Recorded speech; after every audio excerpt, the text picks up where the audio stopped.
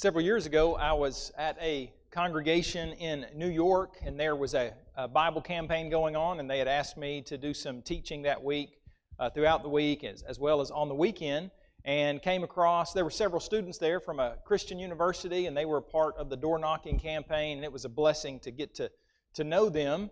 And one of the meals I had with them, one of the young ladies, who was as sweet as she could be, was letting me know that she was a biology major at the university that she was attending. Again, a Christian university. So, one that would believe that the Bible is the Word of God, and one that was trying to, I think, probably do their due diligence in teaching people about the realities of life and giving a good, well-rounded liberal arts education.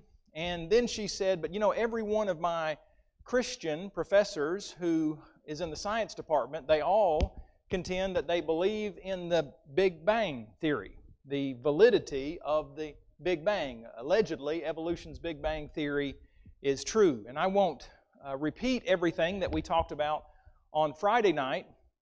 We might look at a few of those slides here in just a few moments.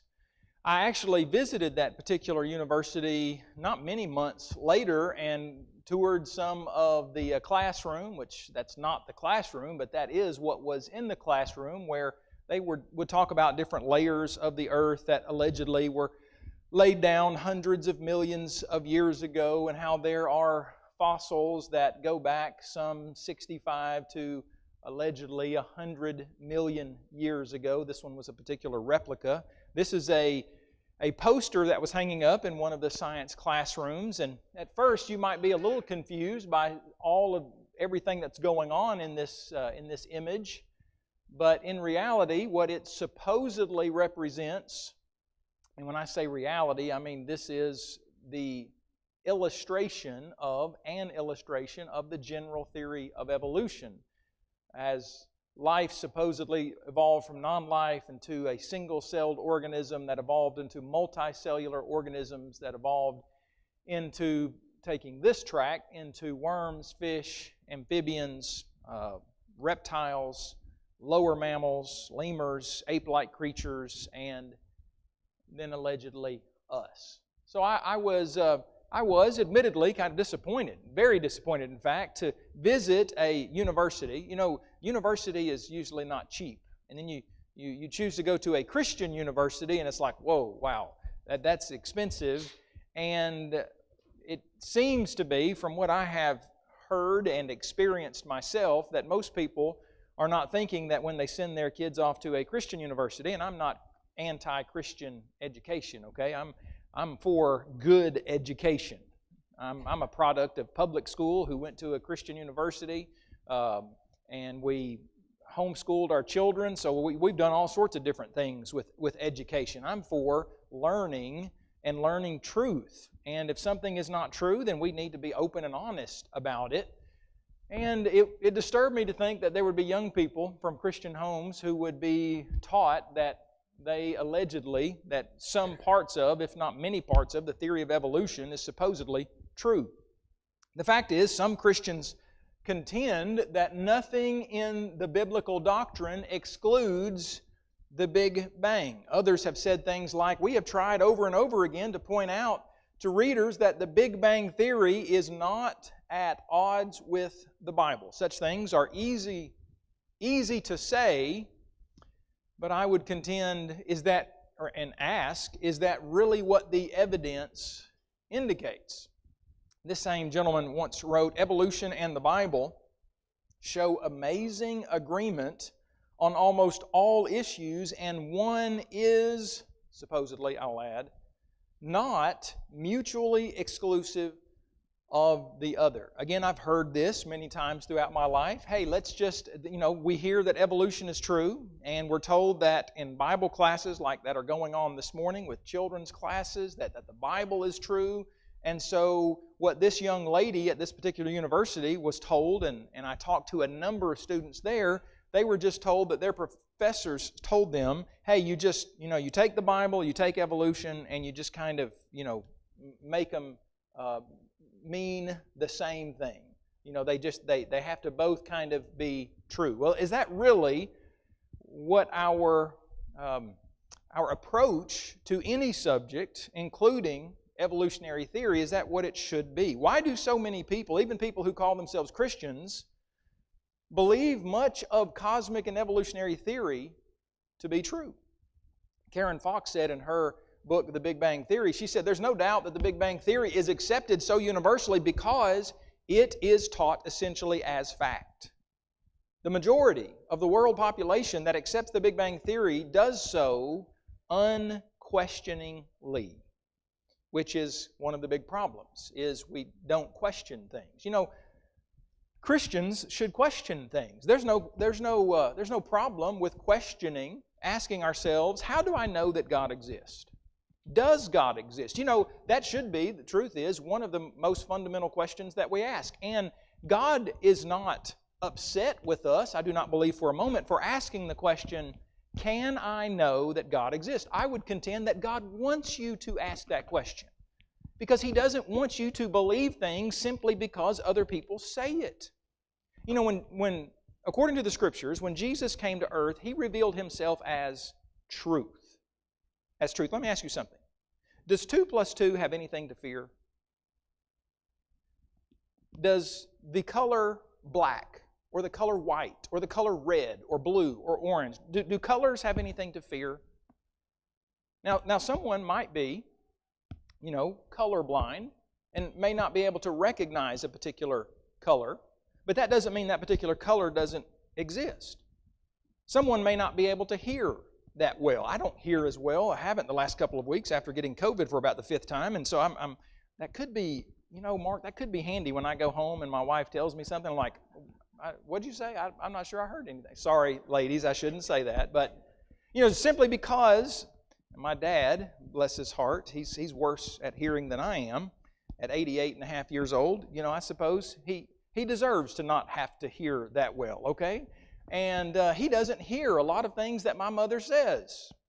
I wonder if he hears a little more than he says he does, but simply because he doesn't hear Miss Martha June Shiver Lyons doesn't mean that Martha June Shiver Lyons didn't say something. My point is that truth has nothing to fear, and we don't need to just clog up our ears and say, oh, you know, that's not the Christian approach. That wasn't Jesus' approach to things. Jesus wasn't afraid of error. Jesus said He was the truth, and that the truth shall set you free. And so it doesn't matter what subject matter we are discussing, we need to ask ourselves, is something right or is something wrong? And just believe what is true. Many people, however, they just believe in the general theory of evolution, cosmic evolution, Big Bang Theory. They do so unquestioningly. I'm going to go through this first point very quickly this morning because we've already covered it this weekend. And that is that a growing number of atheistic evolutionary scientists have recognized many problems with standard evolutionary, cosmic evolutionary theory. And what's interesting to me about this, and is sad, is I literally run into more Christians.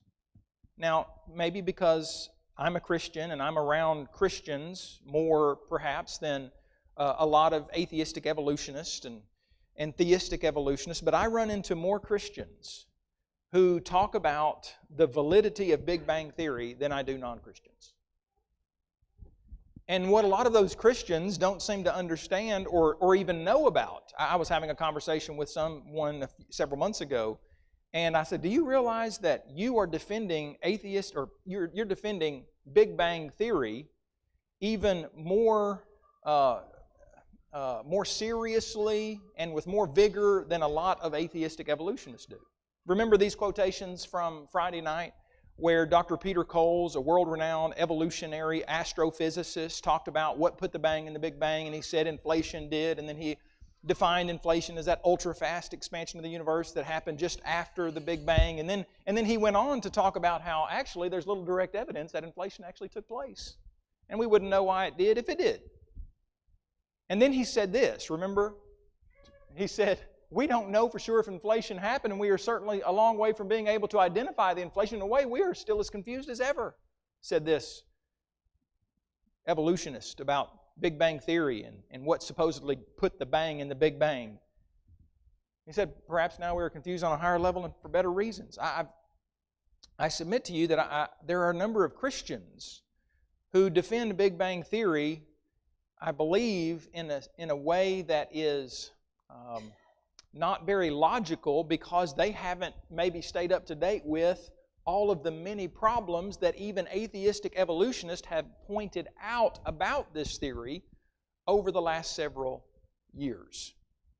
By the way, again, as Mark has pointed out, and I mentioned already this weekend, I know y'all have several Marks here, I found out. So, Mark Bassett, all right, that he's pointed out that you can go to the Apologetics website and you can find this material for free electronically on our website. But there is a book in the back, one or two left, copies of Truth Be Told. You have this material in print if you would like to look at some of that. So let me go on to the second point this morning as we're getting through our 45-minute class together, which I hope doesn't seem too long for you all. And that is that the chronology of creation, the fact is, it contradicts evolutionary theory. Now, so just so you know, if the Bible left room, if God said that He, quote-unquote, created things by allowing them to evolve over hundreds of millions and billions of years, then I would be fine with that. Especially if He said that and the natural world, a study of it, showed us that, yes, God is exactly right. My contention is, and what we've looked at this week is, number one, a study of the natural world doesn't show that the billions of years that are supposedly required for evolutionary theory is true, and that evolutionary theory is not true according to the laws of science like we talked about Friday night. According to evolutionary theory, dinosaurs evolved hundreds of millions, about 225 million years ago. But that's not what the evidence has indicated, as we looked at last night, the poster children of evolution. And, by the way, simply put, biblical chronology does not leave room for billions of years of evolutionary theory. We noted, I believe it was either Friday or Saturday night, that the Bible is rather simple about what God did on what days of creation. And for some people, as I was telling you about the radio evangelist I listened to a few years ago, he just said, well, Exodus 20:11, in 6 days the Lord made the heavens, the earth, the sea, and all that is in them. That's just too simple. It's got to be more complicated than that. Well, why? Now, I realize our God is an omniscient, all-knowing God. You know, He's all-knowing. Eric knows a tiny, tiny, tiny, tiny bit compared to what our God knows. And He's all-powerful. And the older Eric gets, the less muscle he has and the less power I have. And I'm nothing, virtually nothing compared to our great God. And so God could have done it however He wanted to, creating the universe, that is, in whatever time frame He wanted to. The question is not what God could have done, it's what He did and then what He revealed to us by way of nature and by way of His Word, what He said He did. And I don't know about you, but I want to humble myself to the mind of God, to the power of God, to the personality of God, to the holiness of God, and say, God, I'll just believe whatever You have instructed us in the way that You said You did it. And He said He did it in 6 days, that He made the heavens, the earth, and light on day one, a watery earth that did not have its land appear yet, because that would come on day 3. On day 2, He made an expanse that divided waters from waters. On day 3, the land, the vegetation, the flowers, the grass, the trees. On day 4, He made the sun, the moon, the stars, the heavenly bodies. On day 5, animals that fly in the air, that swim in the sea. On day 6, land animals and human beings, and rested on day 7. The Bible teaches that the earth was created 3 days before the sun. These are just some examples of chronology. That's what the Bible teaches. But Big Bang Theory says that the sun evolved millions of years before the earth. That's what standard evolutionary, cosmic evolutionary Big Bang Theory says. Well, that disagrees with what the Bible says. But some say, well, how was there light before the sun? And how were there regular days before the sun? For some people, this doesn't make a lot of sense, including Bart Ehrman, who's one of the more well-known agnostics in the U.S. today. He teaches, unfortunately, religion at the University of North Carolina. My colleague Kyle Butt debated him a few years ago at the University of North Alabama.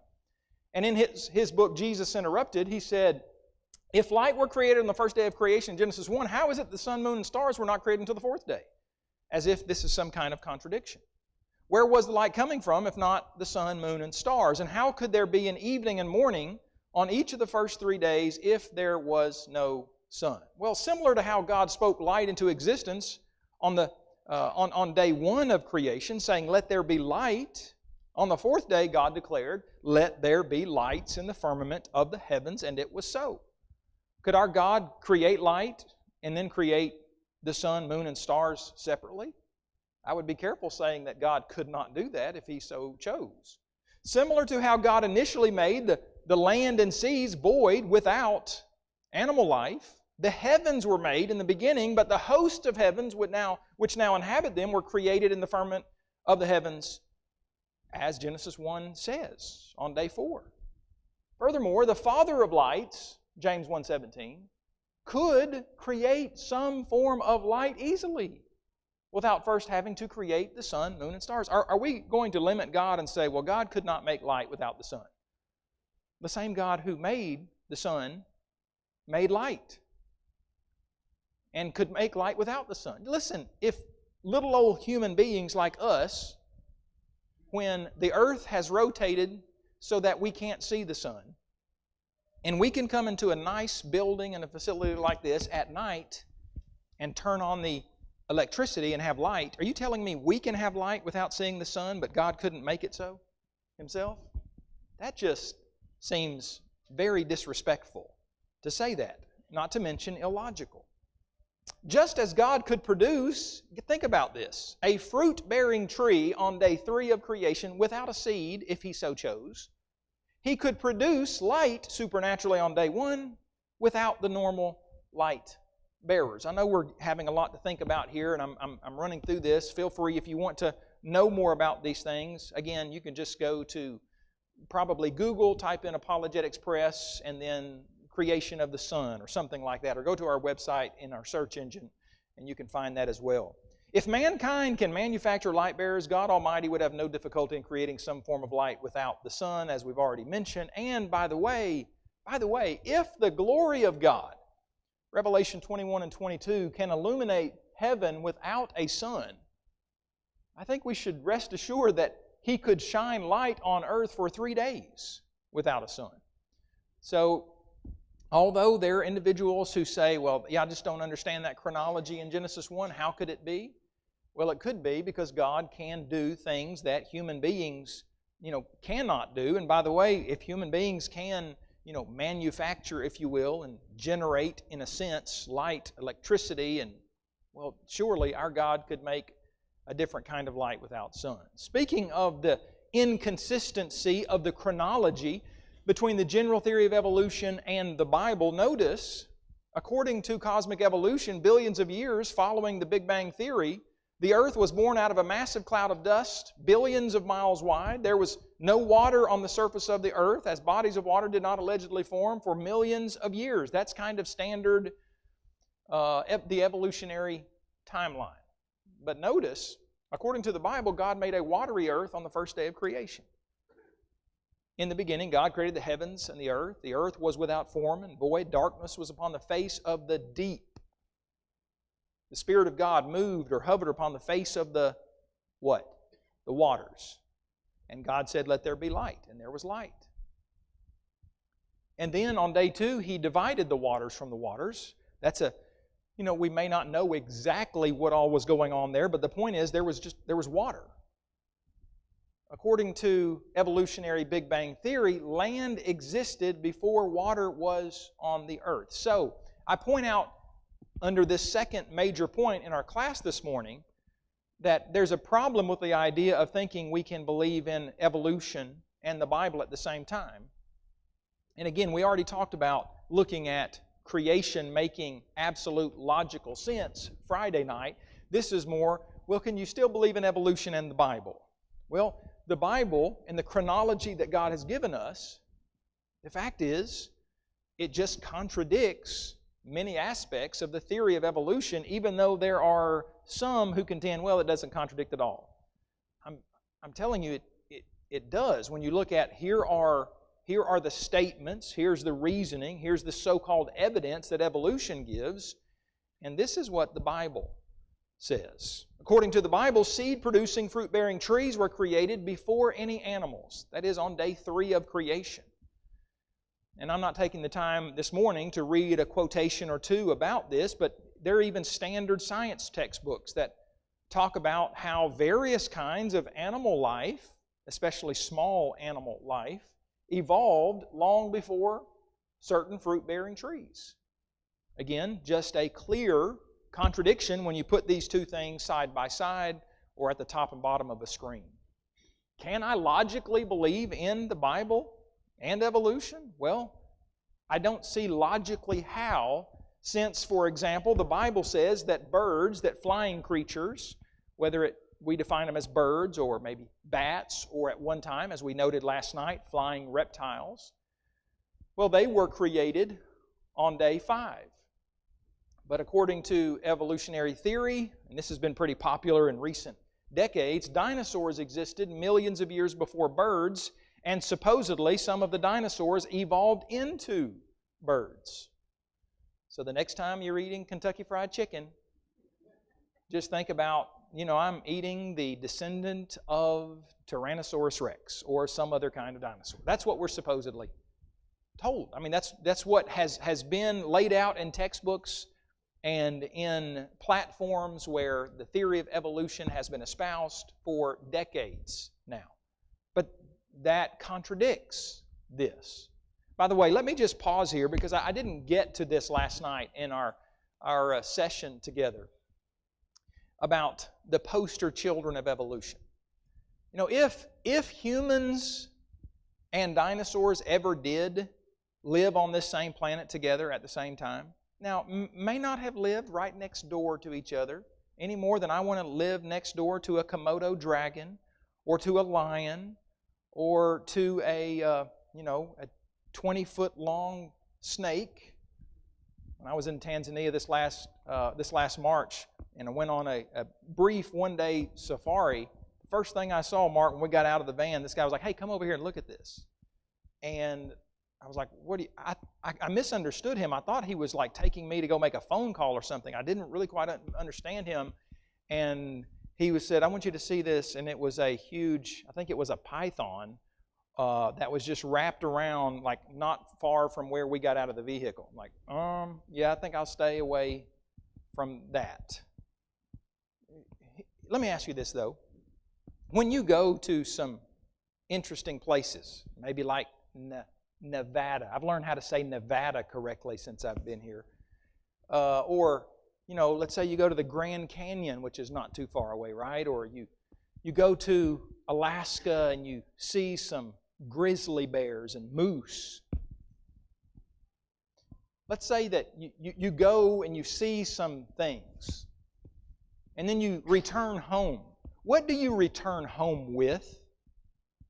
When you go to somewhere around the world that maybe you've never been and some of your friends and family have never been, and you return home, I submit to you, you return home with at least 2 things. Now, your wife may return home with some trinkets and things that she's purchased. Maybe you have too, but I return home with stories and with pictures. Stories and pictures. And I submit to you that that's what people have done for thousands of years. What they see, they say, and a lot of times they illustrate. Well, if humans ever lived with dinosaurs, what would you expect to find? I submit to you the very thing, first of all, that we talked about last night. You would find that people all around the world have been talking about for thousands of years, as we noted last night, that many atheistic evolutionists have admitted that sound like some kind of dinosaur. The term dinosaur was not created until the early 1840s. There was no word known as, coming from 2 Greek words, dinos and saurus, meaning terribly great or fearfully great lizard. That word did not exist before the 1840s. So what did people call these these creatures with scaly, hard, elongated bodies, serpentine heads and necks and enormous knobby crested heads and big legs and big tails and maybe having horns and claws and some with wings, some without wings. What did people call these creatures? Well, we noted last night that going back thousands of years ago, all over the world, people talked about dragons. But I submit to you, they did not only talk about them, that they have left for us, different places around the world it's been noted, they've left drawings, not pictures, of course, like we take today on our cell phones, or are you all old enough to remember the 35 millimeter cameras? And you would go to Walmart or Kmart and you would take that little roll of film and you would put it in there and you would patiently wait for the next week to get your pictures back, and then you realize those pictures are terrible. You can't just delete them as soon as you take them, and maybe some of them came out okay. Am I dating our young people are looking at us like, what are you talking about? Are you an alien? I mean, what are you, taking a roll of film to Kmart? What is Kmart, by the way? Thousands of years ago, what did people do? I submit to you, they drew these things. They talked about these things. And this is exactly what history and a study of the world has shown us. You can go to Natural Bridges National Monument, which is probably not too far from here. I'm not exactly for sure how many hours, but you can go to one of the 3 largest natural bridges in the world, as I understand it, Kachina Bridge, and you can see a number of different pictographs and petroglyphs, rock carvings and rock paintings, that according to the experts, and by experts I mean those who know 1,000% more about ancient rock art than I know, that these, in this particular area, go back to the time of the Anasazi Indians who were there supposedly, and there's probably some updated terminology that I should use there, but that this goes back to about AD 400 to about AD 1450 or so. And there's a number of different pictographs and petroglyphs that are there. Y'all please ignore this young man there who used to not have gray hair. But you can go there and you can see carvings of doll sheep or mountain goats or ibexes. They were goat-like animals with very long horns. There's even animals that are carved there that are still in existence today. They're just not in this area of the world right now, naturally speaking, but apparently they used to be because the ancients carved them onto rock, as well as the attempt to carve, it would seem like, a human being with a head and a torso next to this creature. And this is what we were told when we went to the visitor center there at Natural Bridges National Monument. Kyle and I were there together, and we said, hey, we're curious about that interesting petroglyph or rock carving there at Kachina Bridge. And she said, oh, yeah, some people think that's a dinosaur, but they're crazy. And we said, well, what, as I recall the conversation that happened now nearly 20 years ago, she said, some people think that, but really it's just some kind of monster. She said it was too early to be a horse.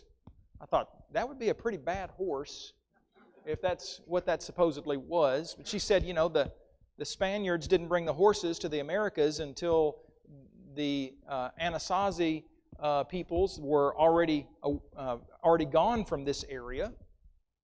And so we thought, well, that's interesting, but it doesn't look like a horse. In fact, Fran Barnes, who is an evolutionist and recognized authority on rock art, in his book on Canyon Country Prehistoric Indians or Cultures, Ruins, Artifacts, and Rock Art, he said there is a petroglyph in Natural Bridges National Monument that bears a startling resemblance to a dinosaur, specifically a brontosaurus with long tail and neck, small head and all. This is an evolutionist admitting this.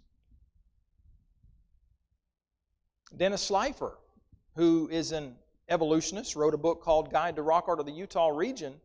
He said in 2000, one of the most curious designs there at Natural Bridges is a petroglyph that, he admitted, resembles a dinosaur, which is apparently of Anasazi origin based on its patination, based on the pecking of the rock, based upon this natural desert varnish that covers it over time. These evolutionists knew this was not some crazy creationist who went and pecked on a rock to try to make a dinosaur to deceive everyone into thinking that the Bible must be true. These are evolutionists who said, yeah, this is of, great of a great date, meaning hundreds and hundreds, if not maybe 1,500 years old. So it begs the question, doesn't it? How did the Anasazi Indians carve this creature? And by the way, show that image to anyone. Especially, if you want the honest truth about something, just ask a kid. The same kid who's going to tell you when you talk to them and they say, your breath smells funny. The same kid who says, you're going to wear that today? I don't know style. The other day I walked out of my house and my wife said, oh, you match really well today. I was like, I never thought about that.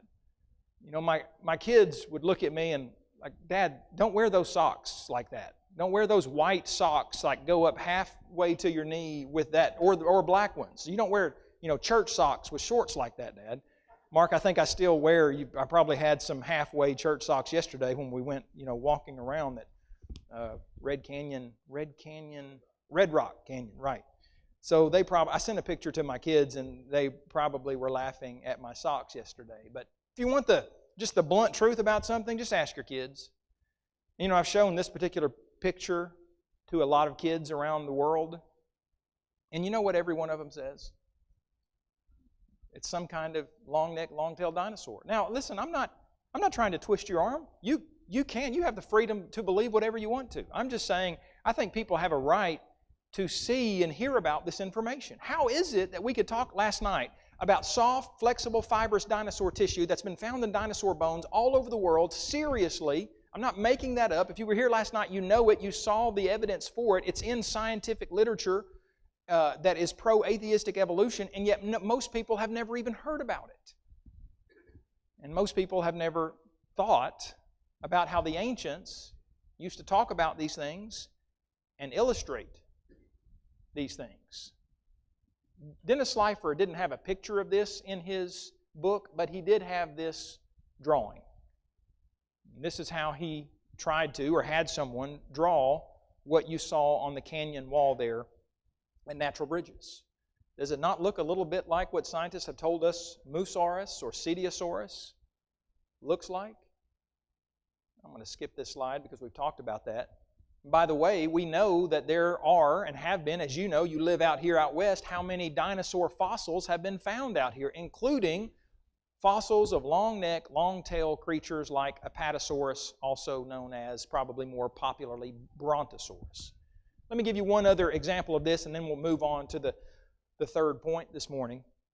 This comes from the Ta Prohm Temple. This is not the Ta Prohm. This is one of the many temples there found in Cambodia. This one built around AD 700 to AD 1300. But there's one particular temple there, ancient Cambodian temple, known as the Ta Prohm Temple. I don't know that I've ever seen any of the Lara Croft movies. I would not want to vouch for it. Most of what I watch is on VidAngel that edits out all the bad words and bad scenes and things. And so I try not to vouch for movies and tell people what you should or shouldn't watch in those terms. But this particular temple was made a little famous because it was featured in one of the Lara Croft movies. So it's a real temple. Don't believe everything just because it's in a movie, of course. But there are all sorts of creatures that are carved onto the temple walls there and have been there for hundreds, if not more than 1,000 years. The Ta Prohm Temple goes back many hundreds of years ago. This is probably what we just saw there. That's probably, I don't know for sure, but some kind of lizard or maybe a salamander or something. You can go there and you can see there are carvings of deer, there are carvings of birds, carvings of monkeys, carvings of birds that are so well done you can tell this one looks more like a swan, this one looks more like a parrot, this one, and so I mean they're very well carved. And then there are other kinds of carvings as well. At this particular corner of the temple, you'll see a carving of what looks kind of like a beast, a buffalo, or like a water buffalo. Notice the horns here, maybe with his head kind of tilted to the side. Notice again, just real animals. A number of them carved. And then right under this one, there's this carving. I've shown this one to young people all over, adults as well, but again, sometimes adults, we've lived long enough, maybe we are a little jaded or a little overly skeptical about some things, and we might say, well, young people are too naive, and they say, well, you're too skeptical, and maybe the perfect balance is kind of in between there as we want to just arrive at truth. But I've shown this one around, and I've never had anyone say that that looks like a giraffe or a horse or anything really other than some kind of dinosaur. And specifically what? Stegosaurus. I mean, these are the defining features of a stegosaur. And by the way, I don't think I have ever read where evolutionists have come anywhere close to proven, and rarely even allege, well, this particular area of the temple, yeah, there were some crazy Christians and creationists who, they defaced the temple and then, recarved this to make it look. No, they understand this carving is as old as the other carvings in the temple. There's no evidence of being tampered with and made to look like, well, different than all the other, creatures that we know either live now or we know once lived a few years ago with human beings. Some might say, well, Eric, you know what? This is what a stegosaurus looks like. A smaller head with these tail spikes, and this has been the main criticism of this particular carving. It's got a bigger head. It doesn't have the tail spikes. And so they say, this is what it looks like. Well, I would say, let's be cautious here about saying we know that this is what it looks like exactly. Why is that the case? Because this is a computer-generated model. And when you look at, for example, these ape-like creatures that we supposedly evolved from millions of years ago, and they're on the cover of this magazine or that magazine, you know those aren't real pictures, right? I mean, those are things that people have colored, they've drawn, they've animated, they have, made computer-generated images. I remember as a kid being so disturbed by, did we really come from monkeys? Did we really come from ape-like creatures? I mean, I saw it on the cover of a magazine. Did someone take a picture of that? No, they didn't take a picture of it. Several years ago, on the cover of Time magazine, there was one particular ape-like creature that they named. I don't know why they can't just name him Joe or Sam or something, or Eric, but it's, Ardipithecus rhomodus cadaba. I'm sure they have their reasons. And they had this big, head of our alleged ancestor. The only piece, I thought I did something with a microphone. I thought, what is that noise? The only piece of the face of this supposed creature that they found was a piece of the right mandible. Think about that. They found a piece of a mandible of jawbone, that much, and from that they colored, you might just say. They illustrated a whole head and sold the world a bill of lies about how this is our ancestor who lived a few million years ago. Well, in terms of these dinosaurs, just remember that they oftentimes say a whole lot about these creatures when very little is known about them. In fact, I was reading a few years ago how an entire dinosaur display at a museum in Pennsylvania, Pittsburgh I believe it was, they basically scrapped and redid because they realized how many things they had incorrect. You know that 74, this came out in the Proceeding of the National Academy of Sciences a few years ago, that 74% of all dinosaurs that have ever been named have been named from 5 fossil specimens or less. So my point is, there's a whole lot of imagination that goes into, well, what exactly did this look like? There's a model of Argentinosaurus in Fernbank Museum of Natural History in Atlanta, Georgia. It's a fascinating, huge, they estimate this creature weighed 110 tons. They found one of its, I say his, maybe it was her, well, one of its backbones that was literally 5 feet tall. I mean, one vertebra. Okay, so it was a huge creature. But they only found 10% of Argentinosaurus. Can you guess where they found Argentinosaurus? Down in Argentina? They only found 10% of it, but they made a replica of 100% of it. My point is, are there some things maybe they had to guess about? So who knows exactly, precisely, unless they have found articulated the entire animal, exactly what this looked like. But, this is interesting to me. Someone gave my kids several years ago a toy Stegosaurus. Toy maker said, you know what, we can illustrate, manufacture a toy Stegosaurus that has a big fat head. I know that's not probably a politically correct term, okay. And a tail with no spikes, because this was one of those really kind of cool toys that kids like. It was in an egg, and you put it in the water, and it hatches, and this came out. Everyone understands. The toy makers, people who buy this, my kids are like, yeah, look at my little cool Stegosaurus. But this one's not. And by the way, why would you maybe not see tail spikes on this? Well, maybe because, why would you have a head that might be a little bit bigger? Well, maybe because this particular species of a stegosaur had a bigger head. Do we see animals of the same kind, like dogs, some with little bitty tiny heads and some with some big honking heads? But they're the same kind of animal. And this animal was carved in a small, relatively small circle. The illustrator of this, the carver of this several years ago, hundreds and hundreds of years ago, had a limited amount of space in which he could carve this thing. By the way, even people who have no dog in this fight, who are not talking about creation or evolution, they have noted how, there is an animal there that looks like a Stegosaurus. Finally this morning, let me just say that the Bible simply does not leave room for 14 billion years of evolution. It doesn't leave room for this. The Bible could have told us things, and has told us things, that happened before the foundation of the world.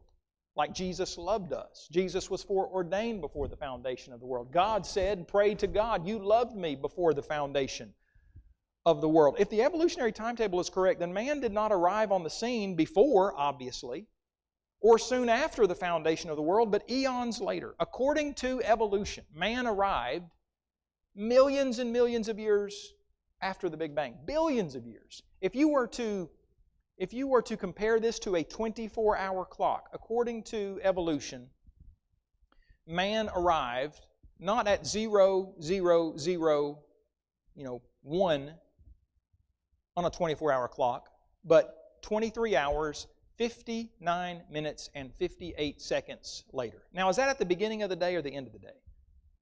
That would be the end of the day. But here's what's interesting. When you go through the New Testament, for example, you will see where Jesus said that the blood of all the prophets was shed from the foundation of the world, from the blood of Abel. He connected Abel with the foundation of the world. That's Luke chapter 11, verses 50 and 51. We can read in Mark 10:6 where Jesus was talking about marriage between one man and one woman for life, with one exception.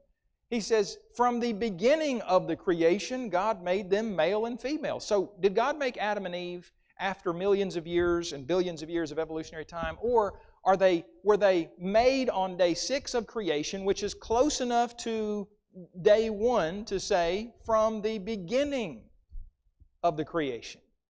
And we'll leave with this, or we'll close our class with this verse, Romans chapter 1 and verse 20, where Paul said, for since the creation of the world, His invisible attributes are clearly seen, being understood by the things that are made, even His eternal power and Godhead, so that they are without excuse. Paul said, since the creation of the world, since the universe began, people, Adam and Eve and their descendants, have been seeing some things, have been studying some things, have been noting that the creation, the natural realm, testifies. The psalmist would say it like this: the heavens declare the glory of God, and the firmament shows His handiwork. God knows that we are without excuse, because the very creation that He made cries out for a Creator.